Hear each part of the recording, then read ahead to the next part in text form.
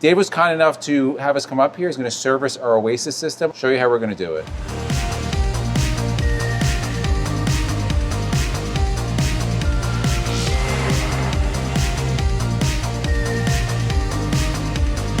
We are here with Dave Jr. from Dave's RV Center up in Danbury, Connecticut. Now, you probably know his face. Either you've seen him at the Hershey Show or you've seen him on our other videos. Or Tampa, or one of them, somewhere. Yeah, somewhere. But Dave is a dealer, but he's also a master of Newmar, meaning that he knows how to maintain these things inside and out. Your family's been doing this for 50 plus years. Dave was kind enough to have us come up here. He's going to service our Oasis system. I looked on YouTube. I think there's only one other video, but it's a pretty important thing that you can do. It's not that difficult. We're going to go over step by step, show you how we're going to do it. So unit to unit is going to vary. We're going to go into the belly of the beast right now to access the zone module. There are some fittings on that unit that I need to access, so we can hook up some hoses, and I'll show you what those hoses are when we get to that spot, so we can circulate the fluid through.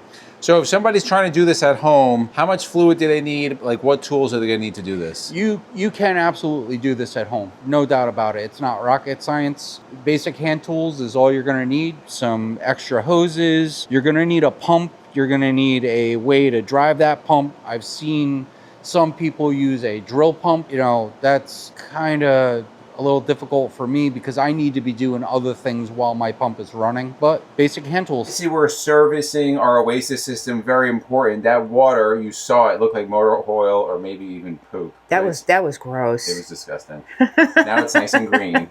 But equally as important is to service your black tank. One of the ways that you can service it, of course, we've had our tank professionally cleaned. But to maintain, you don't get that poop pyramid. We do use liquefied RV toilet treatment. Why is liquefied different? Well, number one is an enzyme-based toilet treatment, which means that the enzymes in here will break down the material in that black tank. So when we dump, it's going to come out liquefied, thus preventing the poop pyramid. All you have to do is simply, with the pre-measured bottle, we're going to put 2 ounces in here because it's 1 ounce per 40 gallons. We do have a larger than 40-gallon tank, and it's not going to hurt putting more. It smells. It delicious. Smells so good. This is the orange flavored. Orange flavored. Don't drink it. This is the lavender. They also had the limited edition. We got our hands on it, the Go Gen Go. They don't have this anymore. You also have gray tank treatment. So just equally as nasty as the black tank gets, the gray tank gets very nasty. If you don't believe me, smell what comes out of there. All you're going to do is pour some down in here. It's going to help kill anything that's in there eaten up like hair or soap scum. Because then it smells like egg salad, the gray tank. Like that. And then finally, they do have the toilet bowl cleaner. And why this toilet bowl cleaner is nice is because it's enzyme safe. So it's not going to destroy the enzymes that you're already putting down your tank. I'm just going to flush this while I speak. If you go to liquefiedrv.com and now through December 31st, use the discount code. Endless RVing. 24% off of your purchase.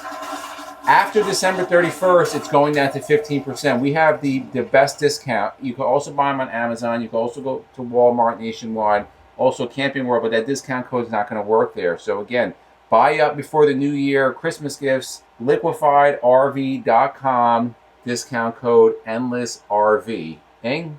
Endless RVing. Our Endless RVing. 24% off. We want to thank Liquefied and their team, made in the USA. Great product, made in the USA. We absolutely love it. We'll put the link down below. One of the first things that I do is I come over and I make sure that even though I still have my power light lit, okay, I made sure that my controls inside are turned off, whether it's the 110 side of the heat or the diesel side of the heat. I make sure that stuff is turned off. And I verify that with the zone box, the control box off on the side. So as long as my LED lights are off, I know that I'm good to start servicing.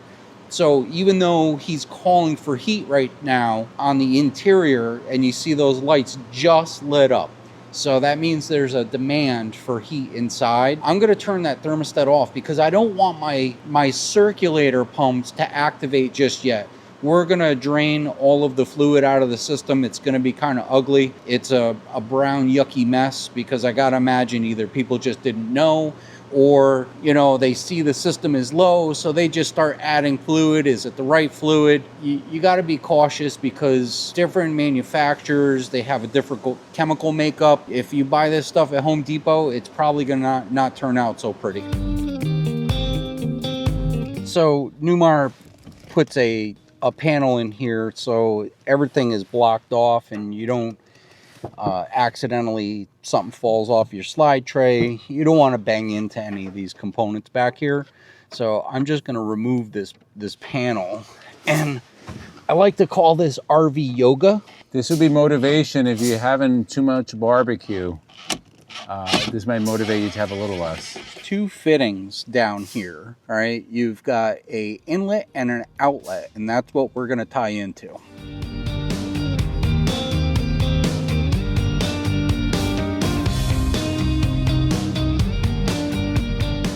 So I got my two hoses set up and I opened my valves.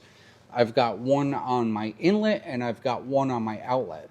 And what I'm actually going to do right now is I'm going to start on the outlet side because I'm going to use my pump to pull everything through the system as much as I possibly can before I start introducing. I want to flush this thing. I don't know who did what in the past. This is the first time that we've ever serviced this. This is the first time that Izzy has ever serviced this. So we're going to flush this thing out with water and get a really good, fresh, clean start on it.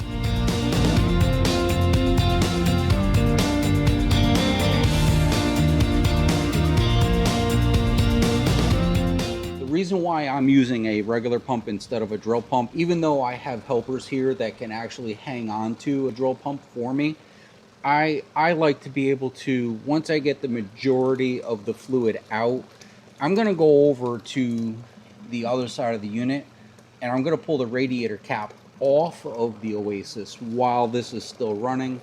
I want to shine my flashlight inside there. I want to see what's actually taking place. So this is supposed to be green. It looks like you're brewing coffee right now. Have you seen worse?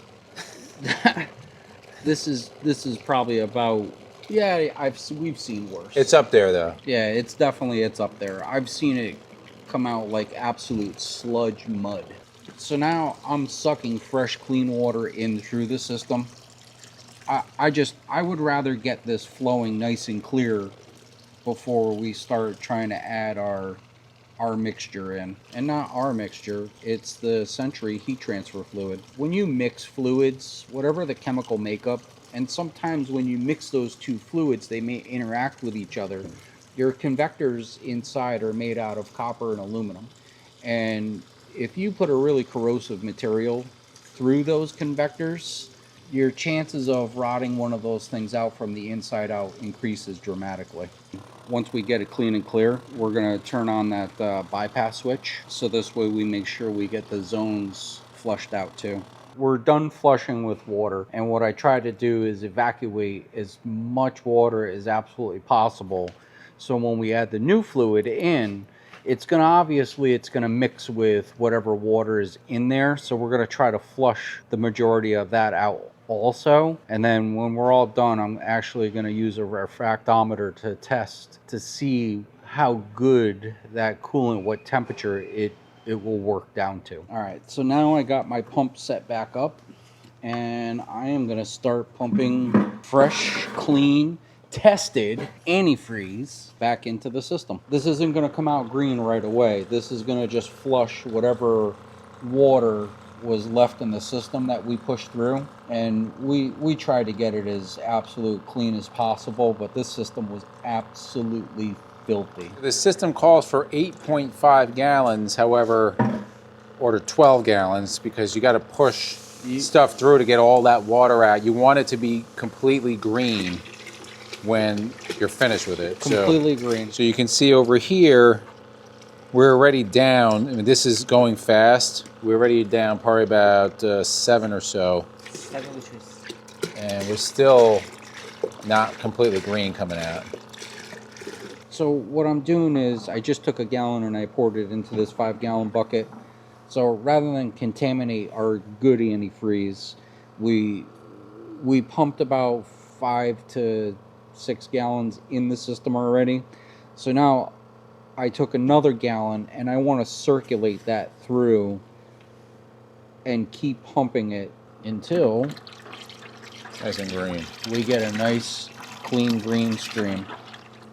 So once you got all the air out, which was in that bucket, you were circulating the stuff with the water in it. No more air. Now you're putting in the known transfer fluid, the good fluid. Good, clean fluid. And you knew that this still had water in it because you tested it in the refractometer and you could see that there was still water in there. So one of the important things is you don't want air in the system. And how you know that, if you look over here, what Dave is doing, you'll see bubbles. Right now, not too many, but this return hose, there'll be bubbles in the water. You want to continue running this cycle of the fluid through. Right now, he's just running cycle the fluid through in the unit until there's no more bubbles. Once there's no more bubbles, you know there's no air in the system.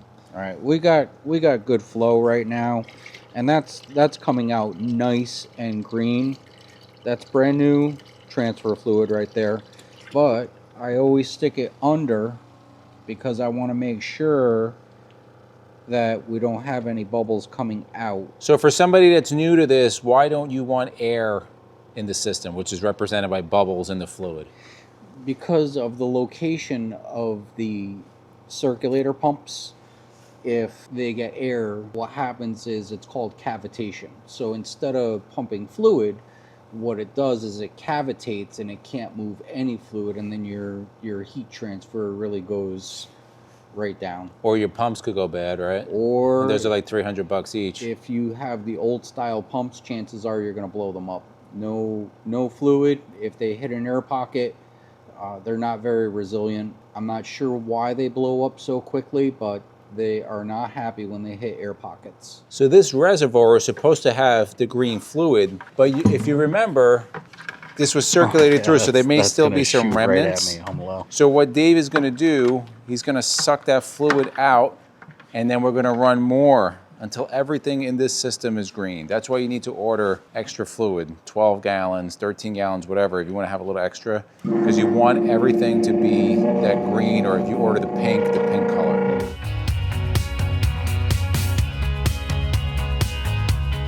So we're at the end of putting fluid in. We've circulated it through. We've got all of our levels set. We actually have our reservoir level all set. I've got absolutely no air bubbles in this system right now, and it's running for 10-15 minutes-ish. I feel pretty confident that we got all the air out of the system. What I'm going to do is I'm going to have him turn the pump off as soon as I close the valves. This way I don't build any pressure, blow my lines off. I won't lose any fluid either because I'm going to close both valves at the same time. All wrapped up. Now, if somebody doesn't want to go through that, they're in the area, they want to get this done, best way to reach you? 203-730-1744 or Dave Jr. at davesrvcenter.com. We hope that helped people out there that are like those DIYers, or you're just not near a good service center like Dave's RV Center. Put in the comments below, is this something you would attempt on your own? Have you done it? Do you have a different method? Let us know in the comments below. We turned it on, everything was fired up, everything was working, heat was coming out. Well, the real test will be in the morning. Well, you're supposed to go down, when I come in for the report to see if it was hotter or colder. We'll see. You're going to test everything out. So. Or if I get a phone call at 11 o'clock tonight. Well, we have backup portable heating units just in case. Perfect. But we want your feedback down below. If you want to see another DIY video, we'll link one up above. Thank you guys for joining. We'll see you on the road.